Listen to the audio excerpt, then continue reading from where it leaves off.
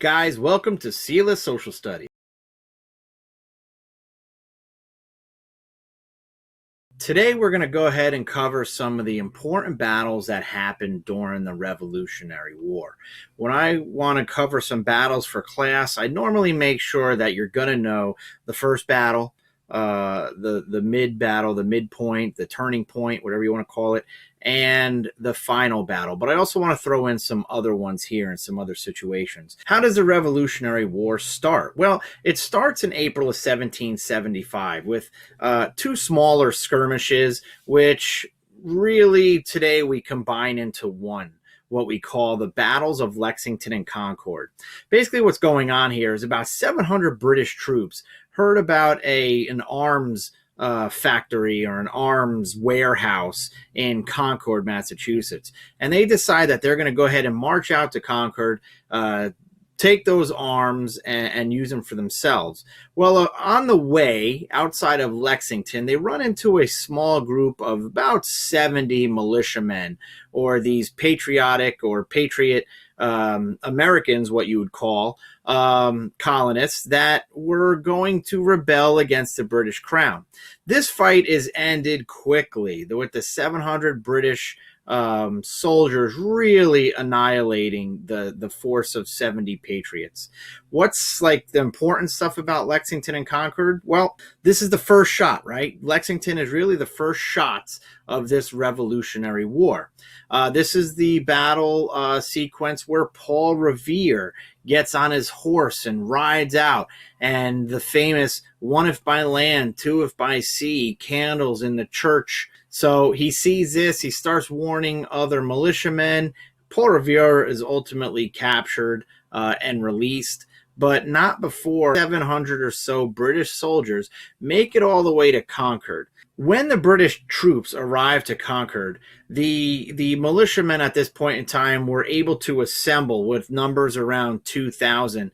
And when you have 2,000 against 700, you have the numbers game anyway. But the Patriots, what we would later call the Continentals, the militiamen, they were fighting unconventionally. British would line up side to side, shoulder to shoulder, and fire, while the militiamen would do things like hide behind trees, around buildings, and fire like that, an unconventional warfare.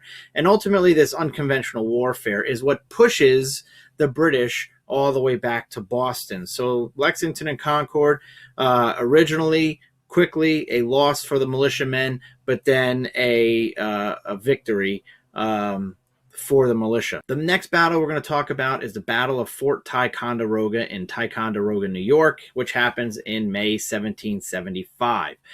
Fort Ticonderoga was a good access point for going into Quebec, Canada during that campaign, as well as being in the Hudson River Valley. So at the Battle of Fort Ticonderoga, it's kind of a surprise to the British. Benedict Arnold, Ethan Allen, and the Green Mountain Boys of Vermont go ahead and attack the British while they're sleeping and actually take Fort Ticonderoga. This is what you call the first American victory, the first continental victory. They win this Battle of Fort Ticonderoga, and they actually take some munitions, some cannons from Ticonderoga, which they are going to use elsewhere in the war. The next battle we're going to cover is in 1775 June, the Battle of Bunker Hill. What's important about the Battle of Bunker Hill? Well, you could say kind of man-wise, it was a victory for the Continentals. However, it winds up being a victory for the British. Most of the battling is done on Breed's Hill, which is south of Bunker Hill, but you have about 4,000 of the Redcoats, the British, against a couple of hundred of the Continentals. And the Continentals are short on ammunition. So this is where Colonel Prescott says the famous line, "Don't shoot until you see the white of his eyes." So the Continentals, even though they're outnumbered, they inflict a huge loss of the British, about 2,200, but the Continentals actually run out of ammunition and have to retreat, which makes it a victory for the British. The next battles that we're going to cover are the Battle of Trenton and Princeton. This is the Battle of Trenton is the famous Washington crossing the icy Delaware on Christmas. Basically what happens here is Washington and the Continental Army are are having a lot of defeats. They're having a string of defeats. The morale is low. Washington knows he needs to do something to go ahead and boost this morale. Well, what is one thing that people don't expect to do? Fight on Christmas morning. So George Washington takes his group of about 1,400 men. They cross the icy Delaware Christmas night, and they attack that very early that morning. And who are they attacking? They're not attacking British soldiers per se. They're attacking a group of German Hessians, who are these mercenaries, guys who they're paid to fight. Now, the German Hessians, they were very ruthless in their attack, so a lot of these Continentals were scared, but they actually wind up taking about 900 Hessian soldiers, capture, and retreat back to the other side of the Delaware.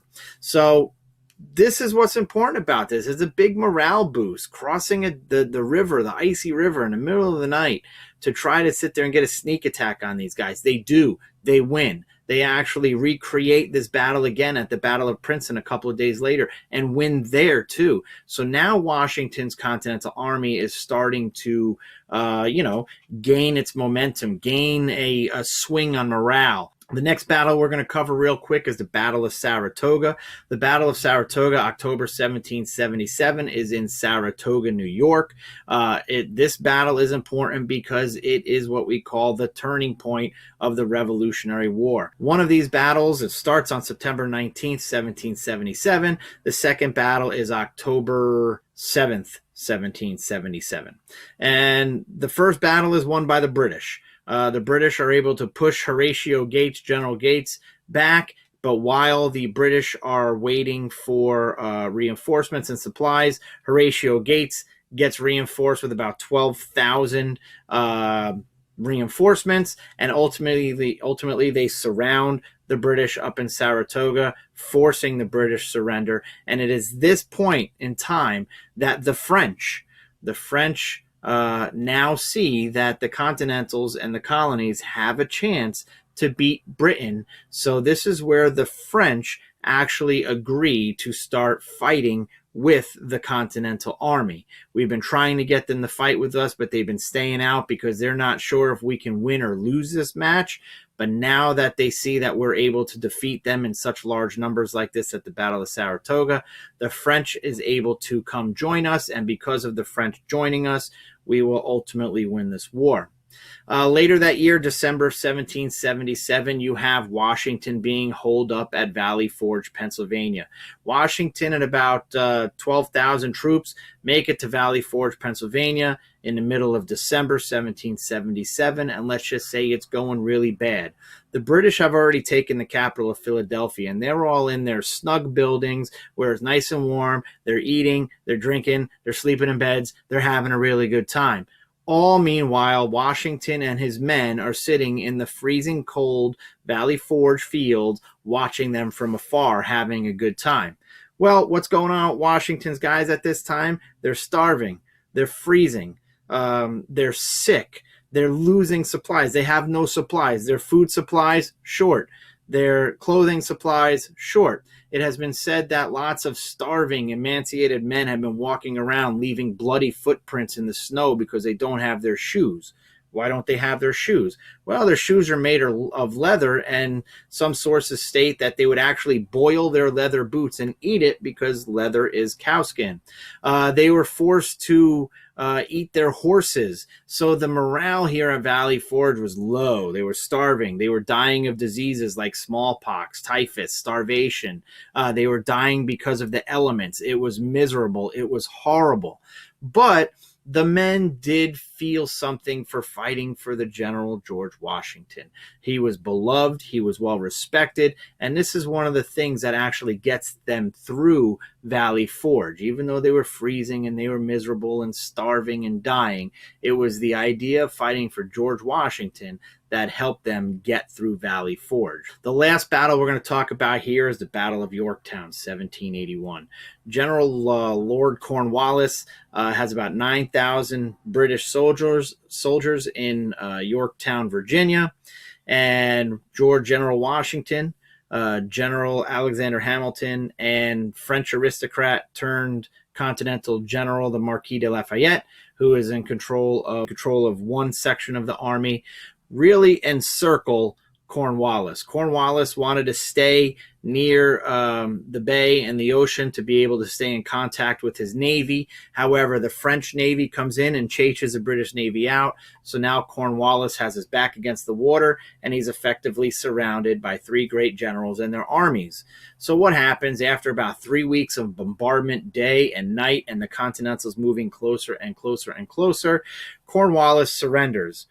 There's a ceremony, a surrender ceremony, where Washington and the other generals meet in a field outside of Yorktown. Sources state that Cornwallis didn't even go. He felt too sick to go, so he gave one of his swords to one of his aides to go out there, surrender his sword to General Washington, thus ending the Revolutionary War, meaning that it's the largest last faction of British soldiers to surrender. Remember, there was no Snapchat or anything like that around at this time, no social media, so you couldn't just text away and say, hey guys, war's over. There were still skirmishes after, but this is what we call the last major battle of the Revolutionary War, because Cornwallis surrendered the last largest faction of British soldiers to Washington. Now, after this happens, we have aides like John Adams, Ben Franklin, John Jay, who go over to France to try to end this war. They're talking to the king. Now, remember, 1781 pretty much is what we call the end of the war, but it's not until 1783 that King George goes ahead and signs the Treaty of Paris, thus effectively ending the Revolutionary War and giving the 13 colonies their independence from Britain.